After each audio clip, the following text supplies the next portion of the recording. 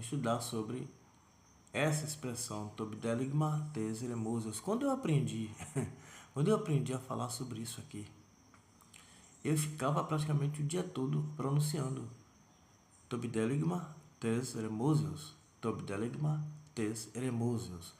Isso é a abominação da desolação. E durante muito tempo eu resisti um pouco a fazer vídeos como esses, tá? Fazer vídeos como esses. Mas agora eu resolvi que seria bom fazer esse tipo de vídeo. Então vamos lá. Essa expressão é tirada da Septuaginta de Daniel 12:11, a abominação da desolação, tá? Em 12:11, 9:27 e em 11:31, tá certo? Está nesses versículos aqui, obviamente em hebraico, e a gente vai ver qual é a expressão. Em Daniel, a expressão hebraica que esta frase traduz é Shikutz Shomem. Shikutz Shomem. Vocês já devem ter ouvido falar de Shikutz. É porque na transliteração vai ser Sikut. Sikut. A palavra não é Sikut. A palavra é Shikutz, tá? Shikutz. E acompanhado, nesse caso aqui de Daniel 12:11, de Shomem. Shomem.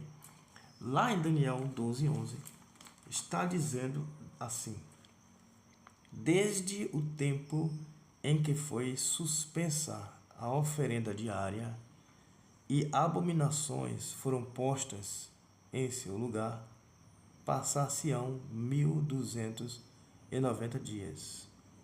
Então vamos nos ater apenas na ideia dessa expressão aqui, tá certo? Dessa expressão aqui. No caso, em hebraico, essa aqui, Shikutz. Shikutz Shomem. Então vamos lá. Deixa eu tirar isso aqui.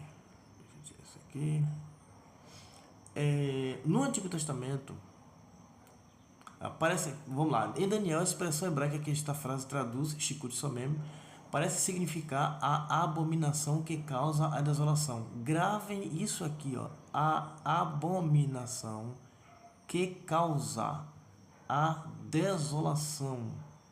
Causa a desolação. Causa o quê? Desolação.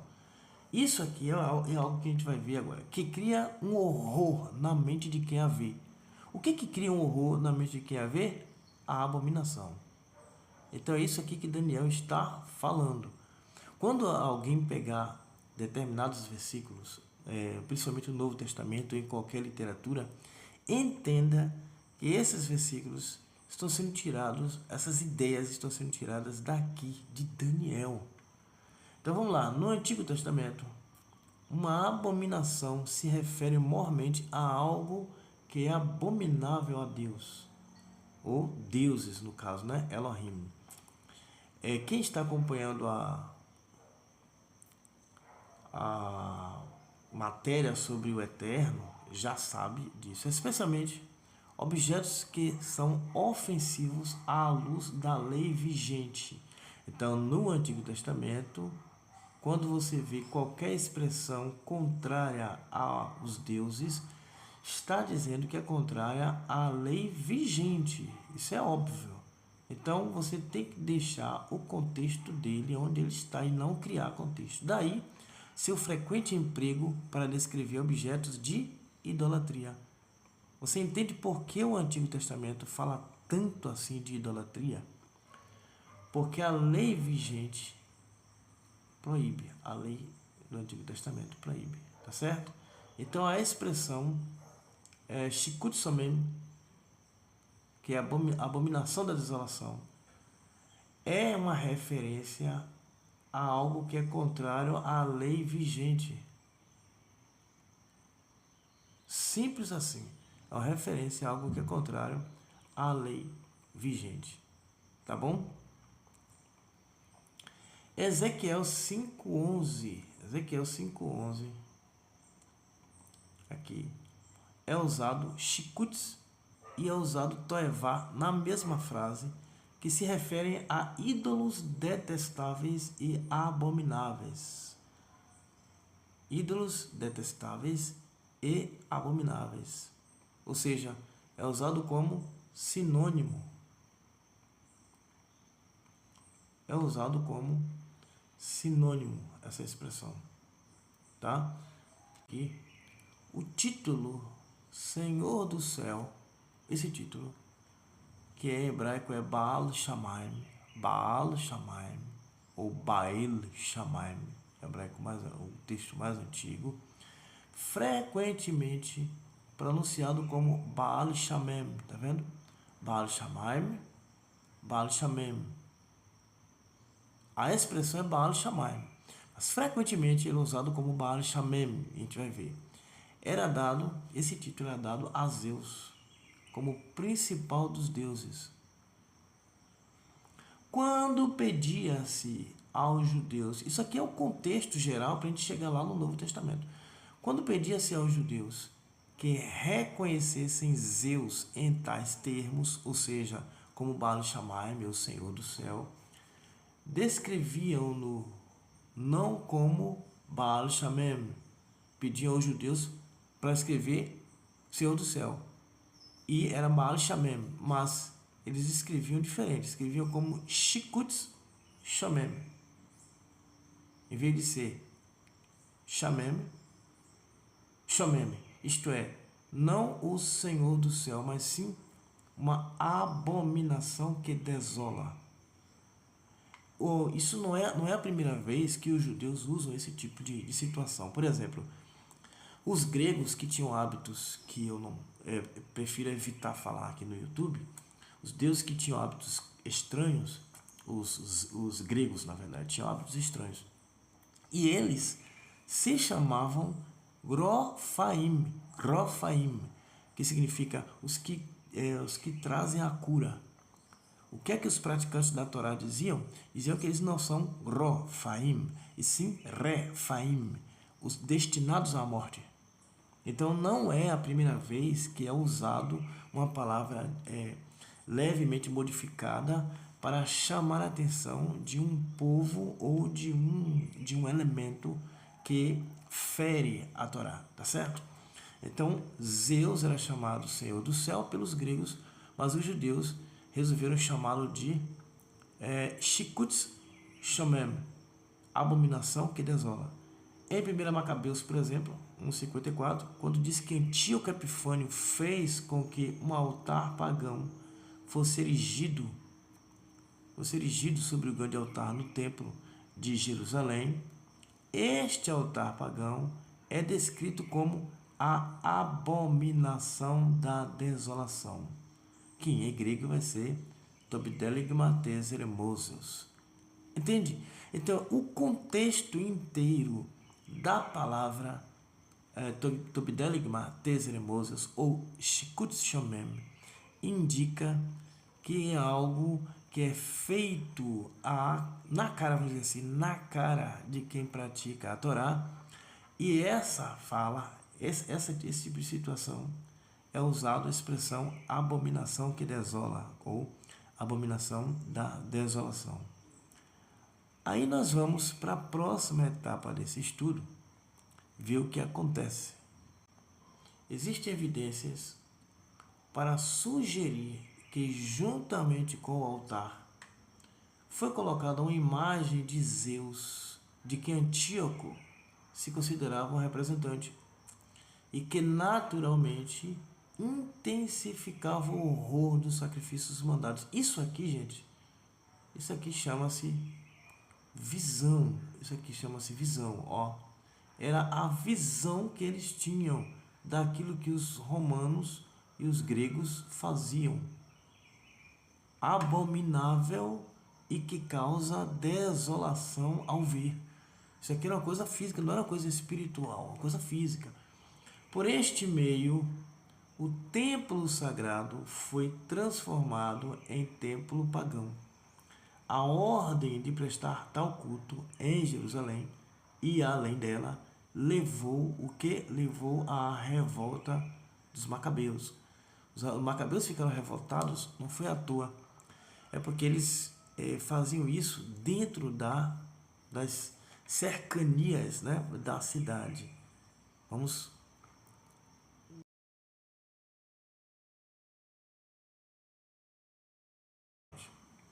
Em Marcos 13, 14, aqui no Novo Testamento já, a abominação que desola é referida como bem conhecida.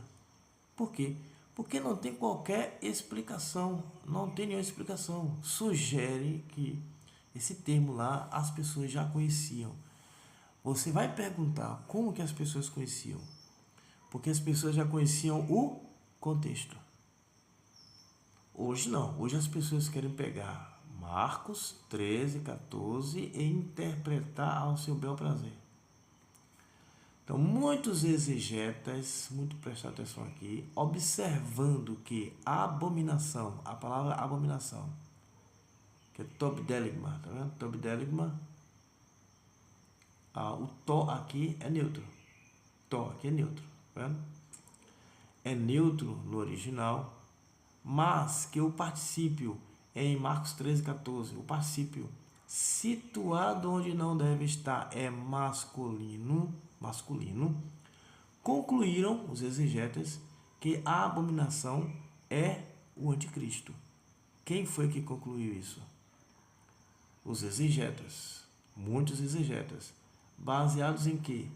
Baseado no artigo neutro, to, de tobdeligma, e na expressão de Marcos 13, 14, que está no masculino. Concluíram, então, que é uma referência à abominação que desola, ou a abominação da desolação, é referência ao anticristo, que entra no lugar reservado para Deus. Isso foi a conclusão uma boa parte dos exegetas. Mas nós vamos ver de fato se é isso.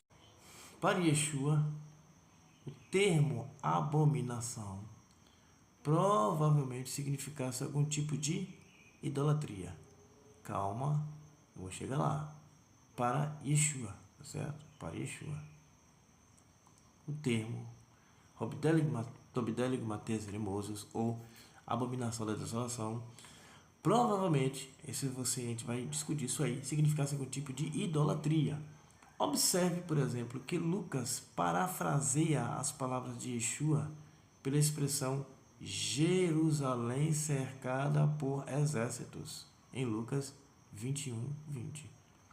São as mesmas frases, mas Lucas vai pegar a expressão de Yeshua e vai parafrasear, vai colocar numa linguagem que se possa entender. Tá? Então, nessa paráfrase, ele vai dar a dica que Marcos não deu. E a dica é Jerusalém cercada por exércitos. Nós vimos esse contexto. É possível que isso esteja mais perto da intenção de Yeshua do que comumente se reconhece. Comumente se reconhece que é uma expressão, uma alusão ao anticristo. Mas, na verdade, quem fornece a pista para identificarmos exatamente o que é a abominação da desolação é Lucas, quando fala Jerusalém cercada por exércitos. Porque os exércitos romanos eram bem conhecidos pelas imagens idólatras fixadas aos seus estandartes, que eram fincadas na terra à noite para se prestar culto. Então, essa imagem dos estandartes romanos fincados à noite, com imagens idólatras fixadas aos seus estandartes para prestar culto, era uma imagem bem conhecida. Por isso que Marcos não vai falar nada e Lucas vai colocar aqui, ó, Jerusalém cercada por... É uma referência não a anticristo, é uma referência à guarda romana. E nós vamos ver no próximo slide aqui qual era a ideia que corria na cabeça de quem recebeu as cartas.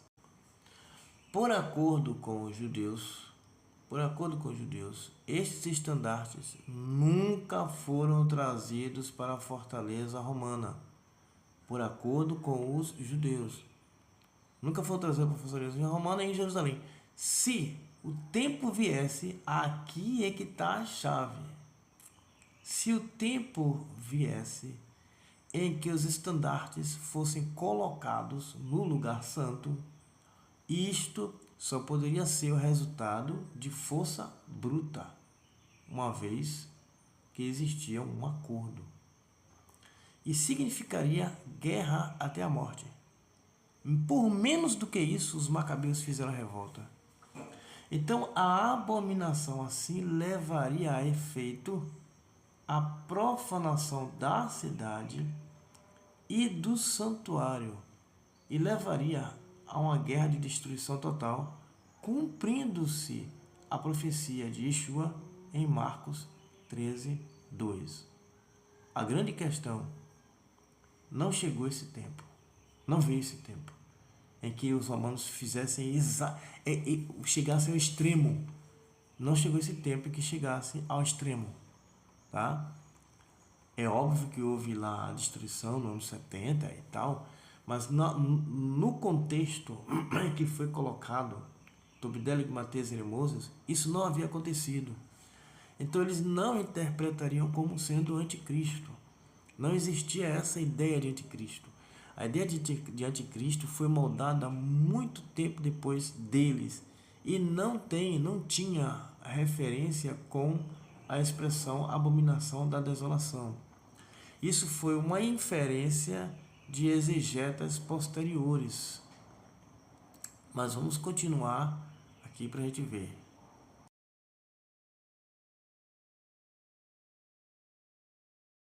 Esta interpretação está em harmonia com o significado em Daniel. A interpretação de que o abominável da desolação, na verdade, se referia aos estandartes romanos, as coisas que os romanos faziam, está em harmonia com o significado da frase em Daniel, que é o texto que as pessoas gostam de colocar peso, né? E está de acordo com outros ensinamentos de Yeshua que antecipam desastre para a sua nação e para Jerusalém. Então o ensinamento é de Yeshua. O ensinamento a ser seguido pelos que acreditam em Yeshua como Messias é o ensinamento de Yeshua. Não adianta seguir, para quem acredita, em ensinamento de outras pessoas. Então, de acordo com o ensinamento de Yeshua, não se refere a anticristo, tá? O emprego da expressão abominação da desolação para profanação e destruição final do templo e da cidade indica que Yeshua viu este evento à luz do chamado Dia do Senhor, como os profetas do Antigo Testamento antes dele assim também fizeram. Então, em nenhum lugar se refere de fato a anticristo. Essa ideia de anticristo surgiu muito, mas muito depois, tá? Como uma... Lá em Apocalipse vai surgir alguns textos, mas também não se refere a anticristo. É bom que se diga. Uma vez, há muitos anos atrás, eu fiz um estudo aprofundado mesmo, eu reuni vários materiais de exegetas e de eruditos sobre Apocalipse, e estava fazendo um estudo aprofundado. Infelizmente eu joguei tudo fora, porque quando eu descobri determinadas coisas, fui jogando tudo fora e tal, mas deu para ver muito claramente que em nenhum lugar se fala de anticristo. Vai ser colocado lá em Tessalonicenses e outros escritos paulinos, mas a ideia de Yeshua não se referia a anticristo, também por uma questão de lógica, né? Ele não estava preocupado com isso. Ele não se referiria a isso, porque, segundo os escritos do Novo Testamento, ele não estava, em momento nenhum, a preocupação dele seria em algum tipo de anticristo, alguma coisa assim. Mas isso aí, vocês analisando a doutrina colocada no Novo Testamento e dos ensinos ali descritos como sendo de Yeshua, vocês vão perceber que não, essa preocupação, essa psicose com o anticristo não existia, tá bom? Não, mas na verdade isso aqui é um tema para a gente discutir. Eu gostaria de saber a sua opinião colocada aqui abaixo nos comentários, tá bom? Muito obrigado pela sua visualização. Aqui o meu objetivo foi expor o que eu encontrei de material em relação à expressão do Bideligma tes Eremoseus. Muito obrigado mais uma vez. Obrigado aos membros do canal, porque graças a vocês e aos inscritos também, né? Graças a todos foi possível, aqui como você está vendo, comprar um equipamento para melhorar os nossos vídeos. Ainda estou me acostumando, mas em breve eu vou procurar sempre o melhoramento e a equipagem, vamos chamar assim, do canal. Valeu, até o próximo vídeo, shalom.